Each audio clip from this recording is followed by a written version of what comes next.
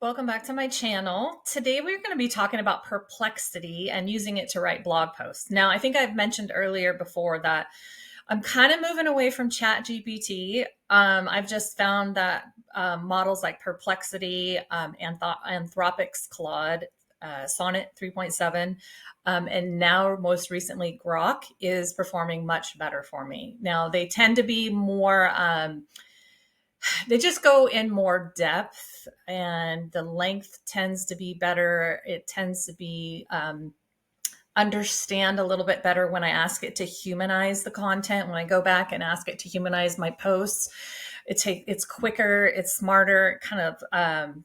So anyways, today we're going to talk about Perplexity. I do a lot of posting and a lot of writing. I will tell you a couple things before I get started. I will tell you that in my last couple of years of this AI journey and learning everything, I used to get really, really long with my prompts. And I've learned that longer is not better. And actually, I think that was holding me back a little bit. I was getting prompts that were just like frustrating sometimes because I was trying to give it too much information. And I think that maybe I didn't understand but things have developed. But I'll tell you, the knowledge base has been the single most important thing for me personally to upgrade my skills in prompting, because I was trying to give it all this information in the instructions and it was I think it was just kind of throwing it all off, and it was getting to be too long and it was not beginning to comprehend. So I am super happy with any of the models that give me the ability to upload and create a knowledge base for the topics that I'm working on. So for example, speaking of knowledge bases, Perplexity has what's called spaces. And so this is where you can group things and keep all of your content in one place. So for example, today I'm going to show you how I do blog posts on AI. So I'm going to create a space, and here you can just go over here on Perplexity and over here under spaces. I've got one already here, but you just click on that and you go to create a space. And what I'm going to do here is I'm going to actually call it content creation, because I do a lot of content creation. And this is just going to be for my blogging, my social media content, maybe some ebook writing. When I say ebook writing, guides, checklists, those type of things. Those are all my lead magnet type of things. Don't worry about custom instructions yet. You can just click continue. Now, when I get over here, so I'm going to go ahead and start. We're going to write a blog post today. I'm going to do this fast as I can. I don't have any of my prompts with me. I want to do them from scratch, but I have a ton of blogging prompts depending on if I'm writing like a how-to article or an an informative article, a roundup post. There's all kinds of different ways that I do it. But today what we're going to do, I've already picked out an article. I used AI to come up with a list of topical authority, because the quickest way when you're doing SEO is to create a topical authority map. So I did that. And then, so I have all these clusters and topics to write about. So I just picked one today, and you'll see in a minute. But I'm going to go ahead and start with my prompt. And if you're not familiar with this prompting format, then make sure to view my prompting format. Sorry about that, video, because this is super, super important. And I'm just going to put some stuff in here. You are an expert at writing blog posts in the AI niche that are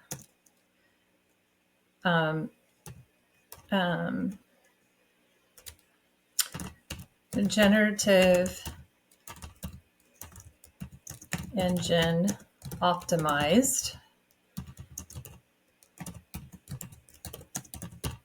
and search engine optimized.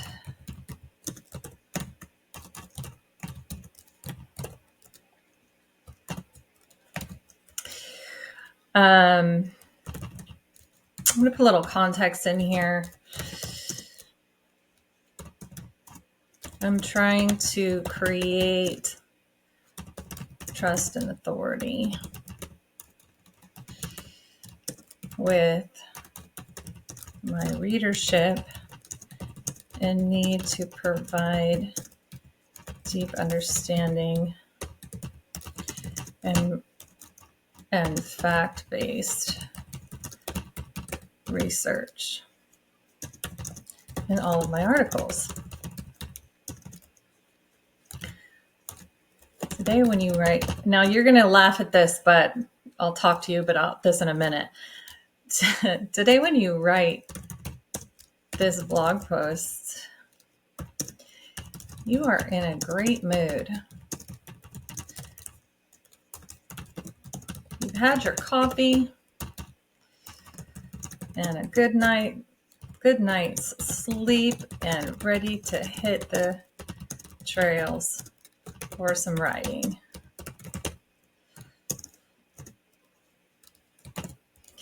Now, I'll tell you about that in a minute. Your task,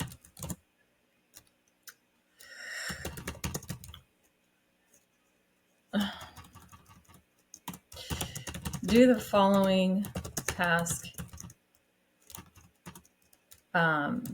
step using these step-by-step instructions. Step 1, write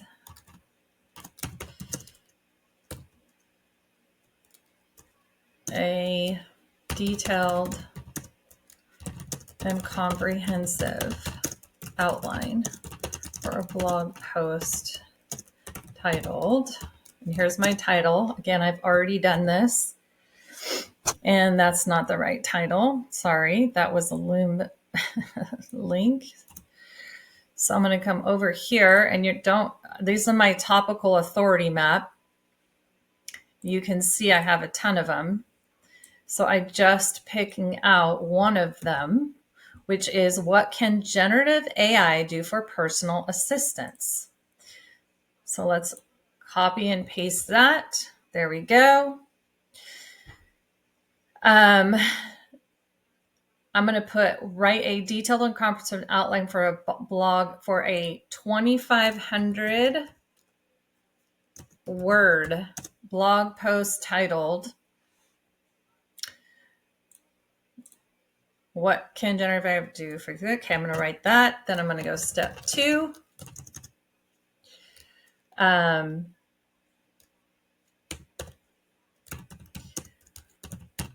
Write the blog post section by section using the below rules as your guidelines.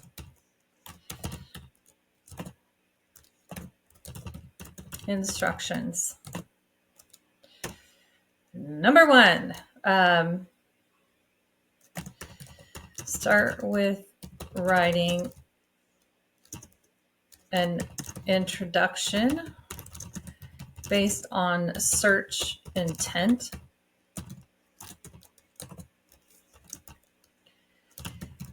Use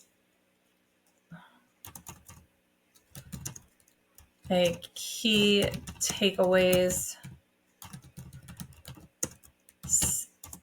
section in your article to start or include, I should say. So this is the section where I'm going to start giving it all of its directions. Include an FAQ section based off of Google's people also ask for the keyword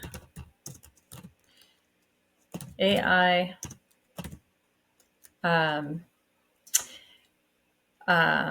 let's do AI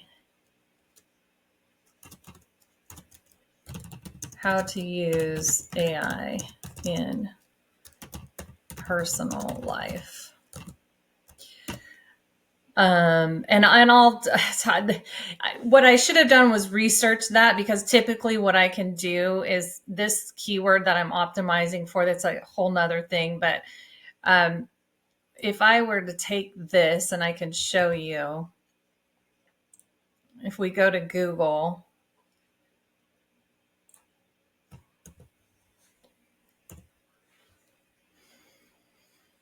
right here, remove this. Right here, this people also ask, how can you use AI in your everyday life? Can I use AI for personal use? How can AI be used at home? How is AI used in everyday life?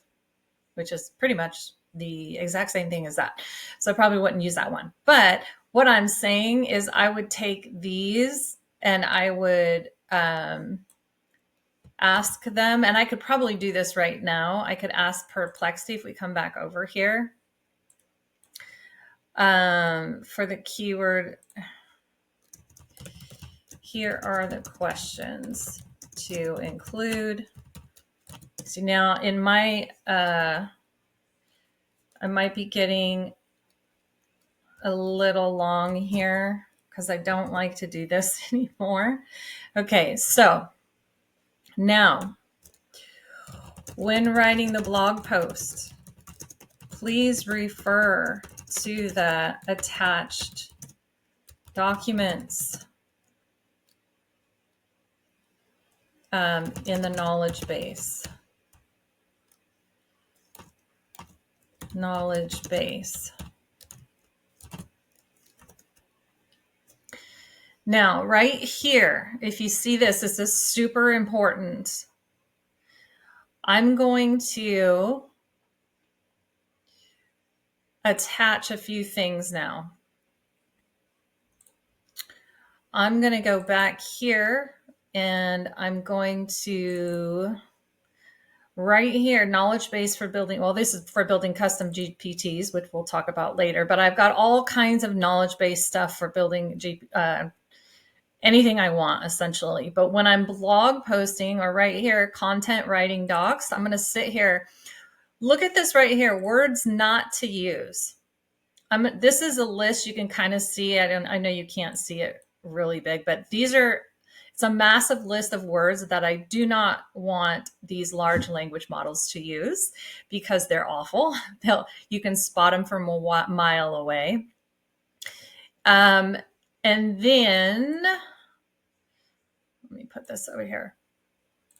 I want to add another one. There's several different ones, but if you wanted to give it some more, I've got HubSpot's 30 blog posts. There's templates in here. There's beginner's guide to templates. There's all kinds of stuff in here. Blog post recipes that they could use. I mean, technically, I could do this. This is actually a blog post that I wrote a while ago. So I could put that in there. That would probably be a good thing for it to reference in terms of the formatting. Now, whether or not it gets that, I don't know. But what I'm really after next is I am after my voice and my tone, which is over here. Writing style documents. I have several different ones and I need to make some more, but this one is I've found that makes the my tone the best and has done the best for me. So I'm going to upload that. And then, so that right there is just a couple examples of the basics that I always do. Now, I'm missing, the other thing I want to do is just make sure, again, tone and voice, that make sure to utilize the attachment Lisa's voice profile version 2 for the tone and voice.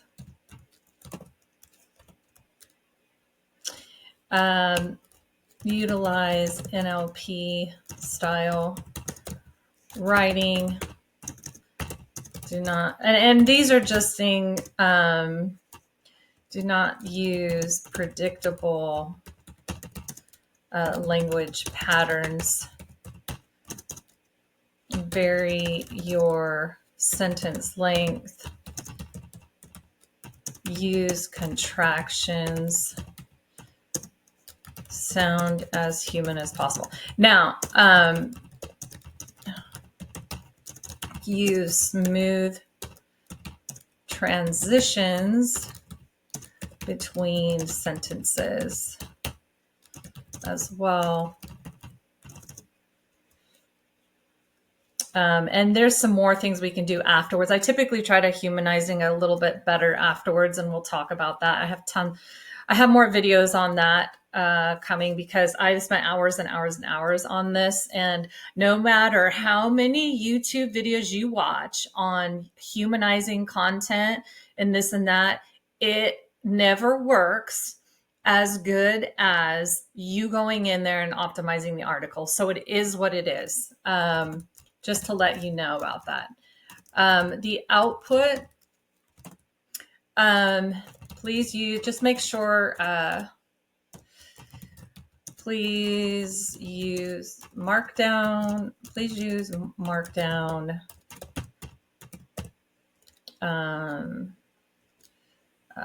H1, I'll just say H2, H3,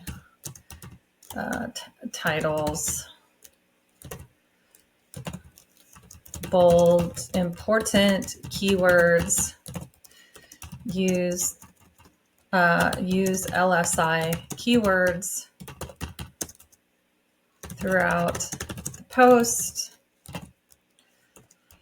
and then whatever. Okay, so let's see what it does. And you're going to see in a minute, I'm actually going to take this right here. I'm going to copy it, because we're going to do the same thing in a couple other models. But for now, let's see what it does. Now, as this is going, one of the things I really like, now I am on the Pro plan. It's only $20 a month. It's not that big of a deal, but it's $20 a month, and it's much, much better. There are no limits. I was running into limits, of course, when I was on the free plan. And what I love about Perplexity is watch what it's doing. I can see how it's thinking, right? I can see every step of what it's going through. And that helps me actually learn when I'm trying to get better and better at prompting. So you can see, this is my prompt here. Here's my 3 sources that I uploaded. And then it's going ahead and doing its thing. Now, it went instantly into writing the post, and I can see already I gave it too much, because what it's not doing, it's not writing. This is just like the outline, but let's see. Okay, so in this instance, it just gave me a bunch of bullet points. So I need to come up and say,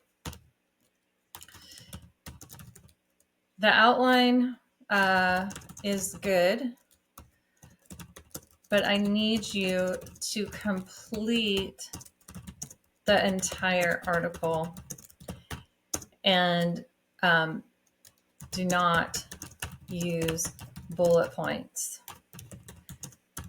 in each section. Write complete paragraphs explaining in depth the benefits to someone using AI. This needs to be a 2,500 word blog post. So again, a lot of the times I'm just refining and going through and doing it over as much time as I need to do it. So, it takes a couple times. Now, Yes, there's a ton of software out there that you can just automatically post things and get a bunch of stuff on there. You can do that. And I do that. I do a mixture of both, right? That's the key. Remember, moderation is the name of the game. Um, you're going to have, I mean, you want to get content out there. Now, see, it took my key takeaways. I didn't tell it not to take that away. But, anyways, but what it's going to do, see, it instantly took all that and now pushed it out a little more into a much longer blog post that I can actually use. Now, much better. Okay, so now I learned that I need to tell it to make sure not to use bullet points.